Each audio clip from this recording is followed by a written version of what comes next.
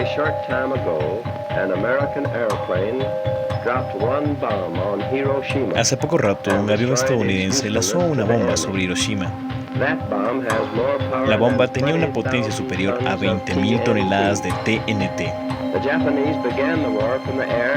Los japoneses empezaron la guerra desde el aire.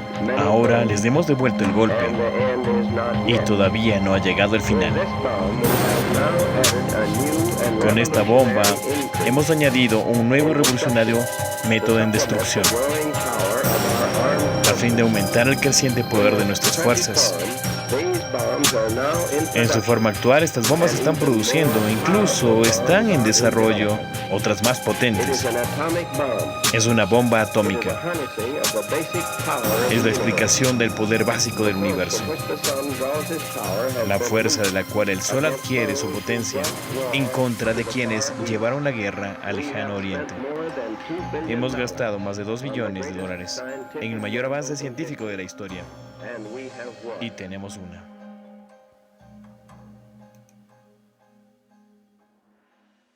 Hoy nos sumergiremos en un capítulo conmovedor de la historia. Uno que nos invita a reflexionar profundamente sobre las consecuencias de la guerra y las decisiones que enfrentaron aquellos que lo vivieron de cerca.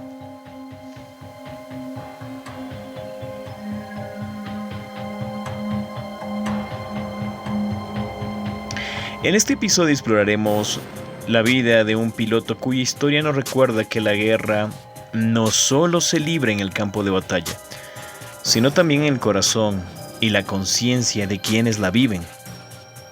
Nos adentraremos en los momentos previos al fatídico día del 6 de agosto de 1945, cuando la ciudad de Hiroshima sufrió el impacto de una bomba atómica. La primer bomba atómica, cambiando la historia y la vida de sus habitantes para siempre.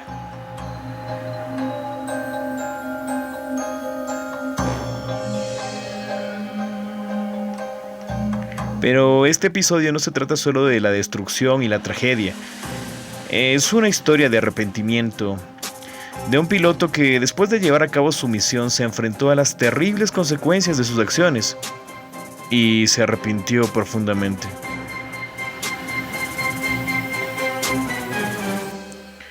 Su historia nos hace reflexionar sobre la ética, la moralidad, la responsabilidad en tiempos de guerra.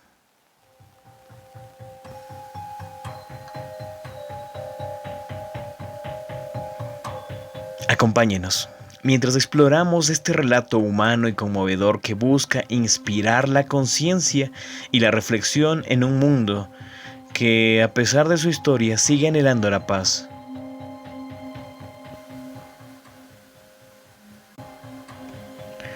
Hoy, en este mundo convulso que ha puesto nuevamente sobre la mesa las discusiones, las declaraciones de guerra entre países de primer orden, potencias económicas, que de una u otra forma tratan de maniobrar a su favor la política global.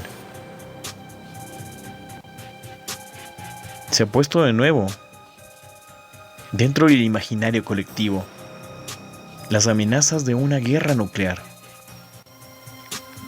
las consecuencias que traería sobre la faz de la Tierra, enfermedades, destrucción, hambruna, etc.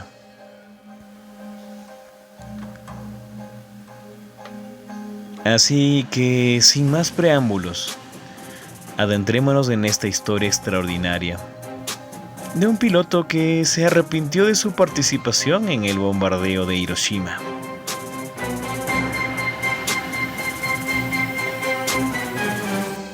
Comencemos.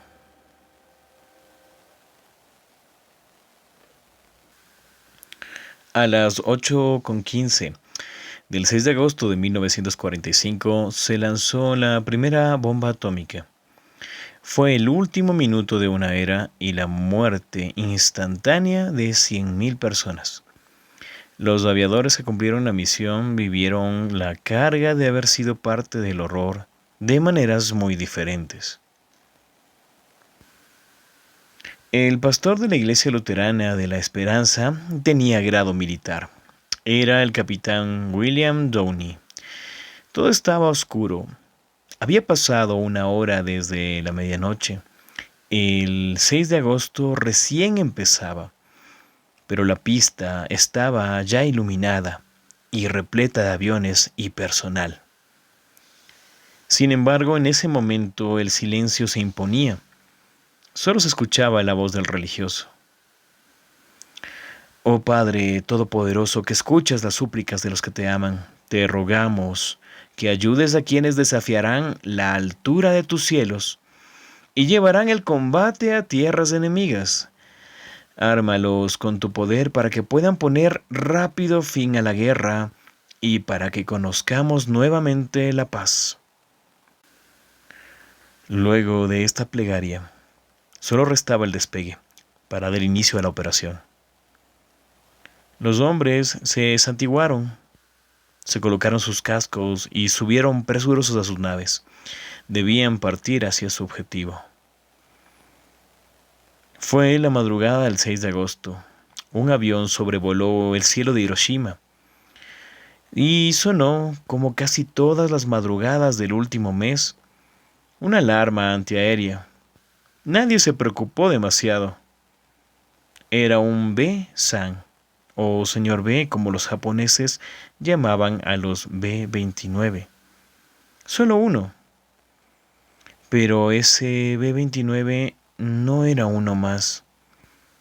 Era el Strike Flush, comandada por Claude Ederle, integrante del grupo de operaciones 509. Ederle debía hacer la ruta que solo una hora después haría el Enola Gay y comprobar las condiciones meteorológicas. Desde el cielo, la ciudad se veía con pristina claridad. Eso informó Ederle. El Enola Gay continuó su marcha con confiada tranquilidad. Little Boy, el nombre con el que habían apodado a la bomba atómica, esperaba ser lanzada. Una hora después, el Enola Gay ya sobrevolaba Hiroshima. Eran las 8:15 del 6 de agosto de 1945.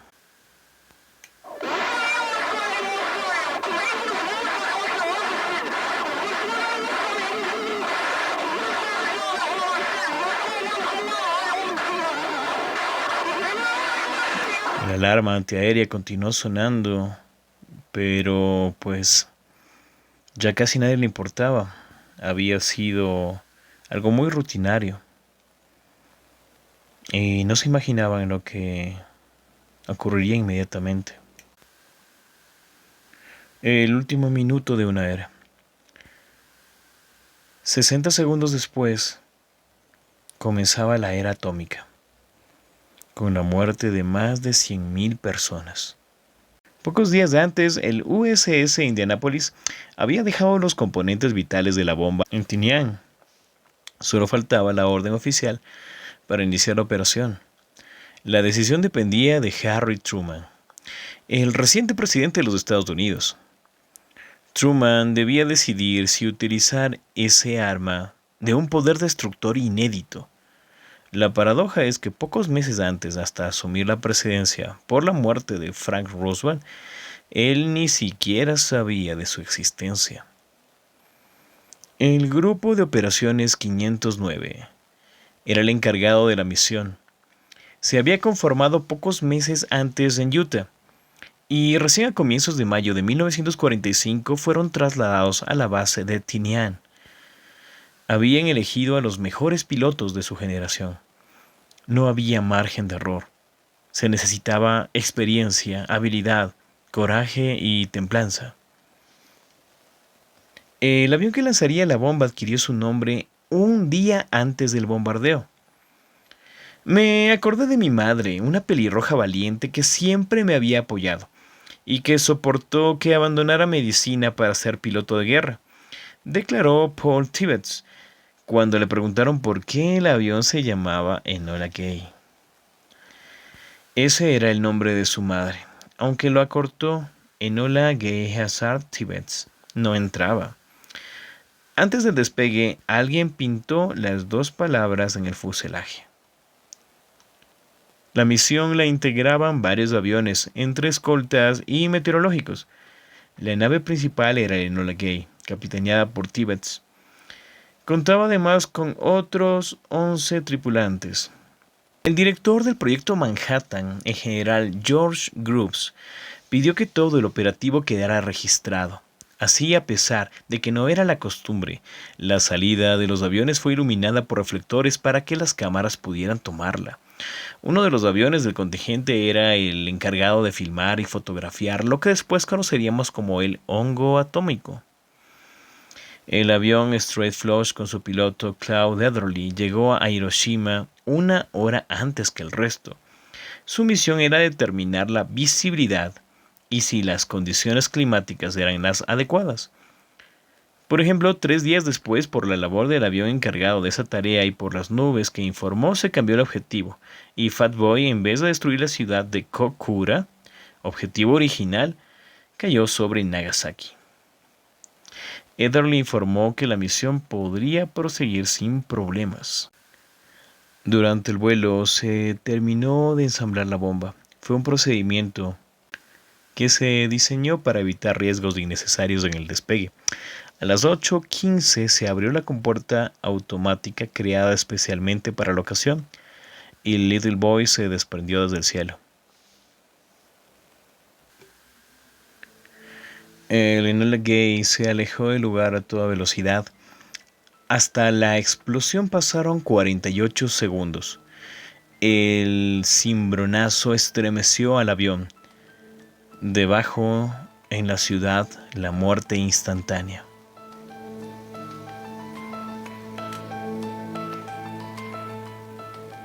El sacudón del avión los asustó por unos segundos, pero luego lo entendieron como el éxito de su misión. Paul Tibbets contó que el ruido que escucharon fue como si estuvieran envueltos en cilindros de latón y alguien golpeara insistentemente con un martillo sobre la chapa.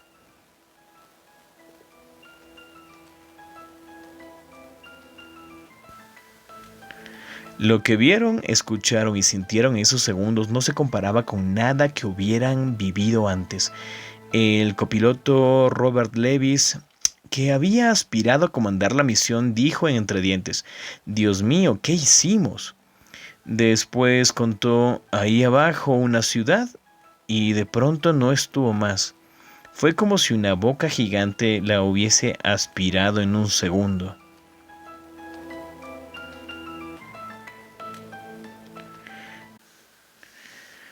El regreso fue triunfal. En la base todos festejaban. La leyenda asume que Tibbets fue condecorado apenas puso un pie en la pista.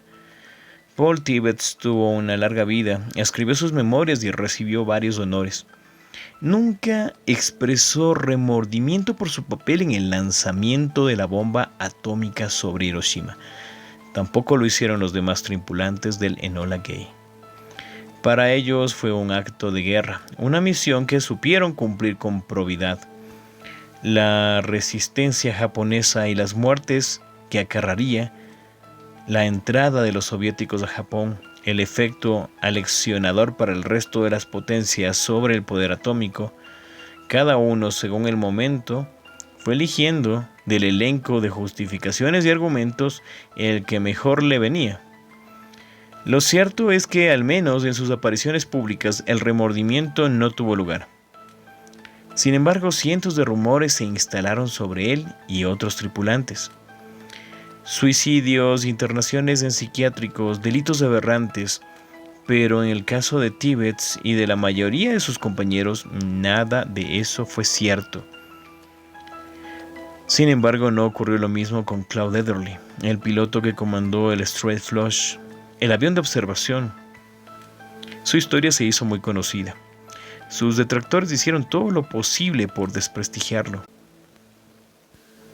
Ederle se convirtió en un hombre de vida díscola, propenso al crimen, fuera de sus cabales. Alguien que estaba mal desde antes.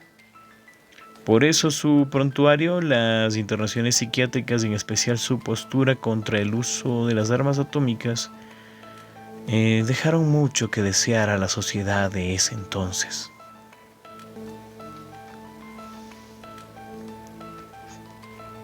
Claude Ederle fue dado de baja de la Fuerza Aérea en 1947.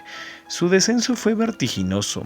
Su vida después de la guerra siguió un patrón: detenciones por delitos menores, trabajos en los que duraban muy poco, alguna internación de unos pocos días para monitorear su salud mental.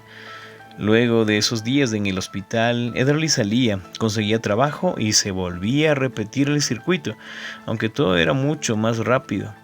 Solo se incrementaba la gravedad de los delitos cometidos y la duración de las internaciones.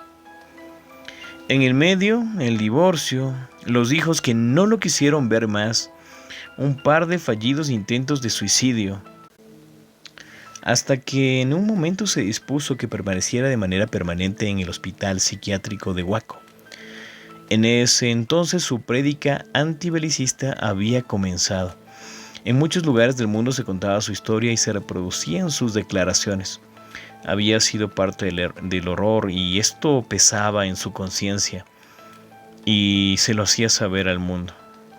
No quería que lo de Hiroshima y Nagasaki se repitiera. Se convirtió en un verdadero símbolo. La atormentada vida de Ederle comienza inmediatamente luego del evento de la bomba atómica sobre Hiroshima, pues él fue condecorado con la medalla de la Fuerza Aérea, pero no le interesó asistir a los homenajes. Se licenció en 1947 intentando olvidar, ganar dinero. Consigue así un empleo en una multinacional petrolera de Houston. Va cada día a la oficina. Por la noche estudia Derecho. Asciende a director de ventas. Compra una casa con jardín. Debería ser feliz. Tiene una mujer, un hogar, hijos. Pero no puede dormir. Cada vez que cierra los ojos cree ver los rostros desfigurados de los que se abrazaron en Hiroshima. Comienza a beber, toma somníferos. Por esa época mete cheques en sobres y los manda a Japón, junto con cartas en las que se declara culpable y pide disculpas. Sus misivas son interceptadas y devueltas a Estados Unidos. En 1950 intenta quitarse la vida, ingiriendo barbitúricos. Le hacen un lavado de estómago y un par de días después ingresa en el Hospital Militar de Waco, especializado en la atención de los veteranos de guerra con trastornos mentales. Allí permanece 6 semanas. Le dan de alta, aunque no hay mejoría alguna. Pero por muchas vueltas que le dé a la cabeza, Ederle no sabe qué hacer. Solo tiene ocurrencias peregrinas. Falsifica un cheque por un importe insignificante. La policía lo detiene cuando intenta cobrarlo. La falsificación es tan ridícula que parece que quisiera que lo atrapasen. ¿Por qué? El escritor Robert Young sugiere que el expiloto pretende explicar su caso y tiene la necesidad de ser castigado. Él quería alegar que había mandado esa suma como un gesto simbólico a una fundación que ayuda a los huérfanos de Hiroshima. Pero el juez no le deja hablar y lo condena a 1 año de cárcel.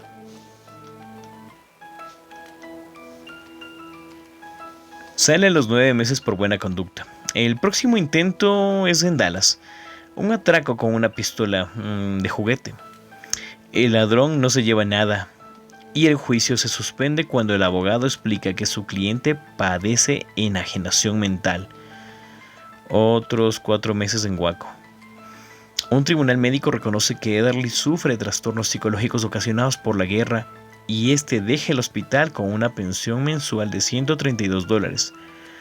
Contrariamente a lo que Ederle anhela, no se lo considera un criminal. La vida de Ederle transcurre entre tribunales y hospitales. Asalta a cajeros sin llevarse el dinero. Fuerza oficinas de correo sin echar mano a la caja. Consigue por fin que la opinión pública preste atención a su caso. Los periódicos lo bautizan como el piloto loco. Sus compañeros de misión se avergüenzan de él. Paul Tibbets, comandante del Enola Gay, nunca pidió perdón al pueblo japonés. Duermo muy tranquilo todas las noches. Joyce Siboric, responsable del radar, se justificó con desparpajo. Solo era una bomba, aunque un poco más grande. El presidente Harry Truman, que ordenó el bombardeo, dijo que en su vida solo se arrepentía de haberse casado a los 30. Ederly finalmente morirá en el manicomio en 1978 con 70 años. Nunca obtuvo el consuelo de que lo considerasen oficialmente culpable, pero en 1959 recibió otra carta que alivió su carga, y estaba firmada por 30 jóvenes.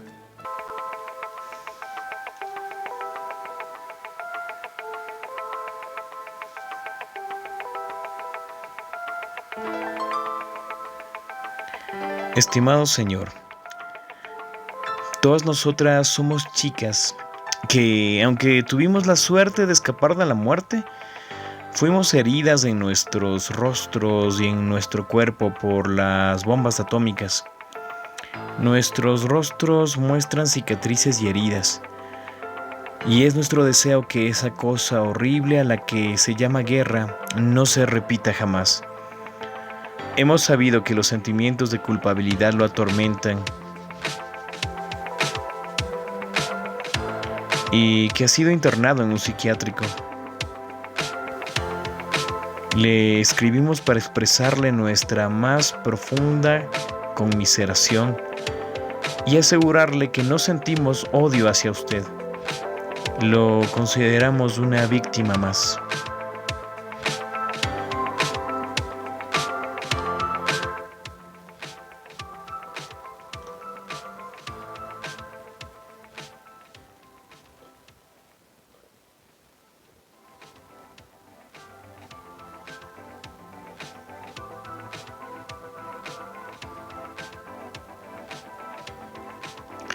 Hoy hemos explorado la intrincada relación entre la conciencia y los momentos más oscuros de la historia. Y me refiero a conciencia porque tuvimos dos ejemplos, dos militares. Cada uno cumplió una orden, cada uno fue piloto, comandaba su avión. Sin embargo, luego de ejecutar la orden, tras las repercusiones de aquel primer estallido nuclear, uno de ellos pudo presentar un rápido deterioro de su personalidad. Todo ello por la culpabilidad que sentía al haber sido parte de un equipo que llevó a cabo la primera detonación. Esto a tal punto que generó en él incompatibilidad para ejercer su función dentro de una sociedad que lo quería ver como un héroe. Él dijo no, trató desesperadamente de salir de ese medio y siendo aún así presa del desprestigio por parte de su cuerpo de militares, de sus ex compañeros, simplemente lo llevó a cabo sin tener mayor inclinación por ese tipo de recompensas. Ederly murió en el manicomio, sintiendo que esa pequeña carta que le hicieron llegar de manos de estas jóvenes fue un pequeño aliciente a su corazón. El resto de la tripulación del Enola Gay y el resto de militares que estuvieron en la logística necesaria, pues no se conoció jamás un tipo de arrepentimiento. Muchos fueron considerados héroes nacionales y pues hagamos una reflexión. ¿De qué nos sirve que nos reconozcan como héroes nacionales o los rangos si tu oficio es matar?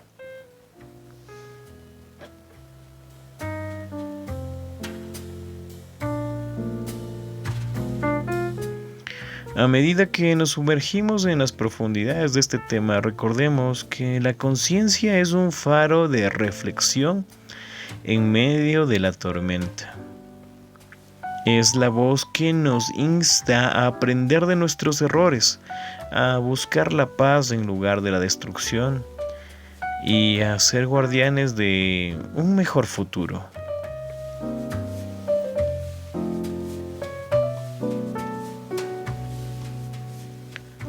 La conciencia nos llama a la reflexión y al cambio, a cuestionar nuestras decisiones y a recordar las lecciones de la historia. Es a través de ella que podemos forjar un camino hacia un mundo más pacífico y comprensivo.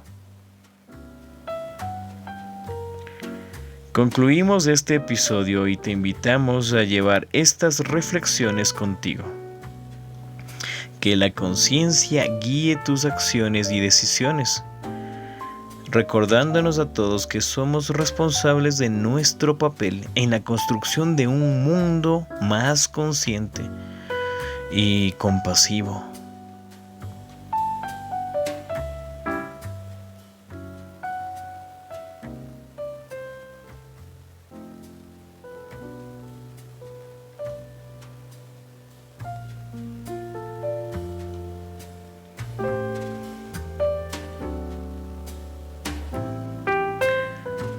Los espero nuevamente en un siguiente episodio de tu podcast. Y recuérdanos, estamos todos los sábados a partir de las 10 de la noche.